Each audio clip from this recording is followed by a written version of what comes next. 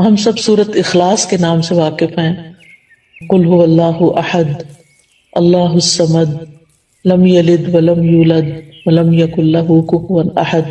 اور اس سورت کی فضیلت سے بھی واقف ہیں، کوئی نئی بات نہیں ہے ہمارے لیے، ہم سب جانتے ہیں. تو اس کی اتنی بڑی فضیلت کس بنا پر ہے؟ اخلاص ہی کی بنا پر ہے نا.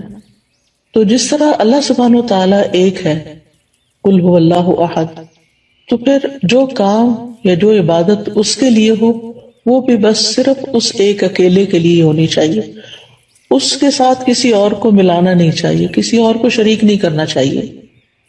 تو اخلاص کا لفظی مطلب ہوتا ہے کسی چیز کو آمیزش سے چھانٹ کے الگ کر دینا، یعنی کسی دوسری چیز کی ملاوٹ سے بالکل الگ کر دینا اس کو. اور لغوی معنی اخلاص کے ہوتے ہیں پاک صاف ہونا اور خالص ہونا، یعنی ہمارا عمل جو ہے جو ہم اللہ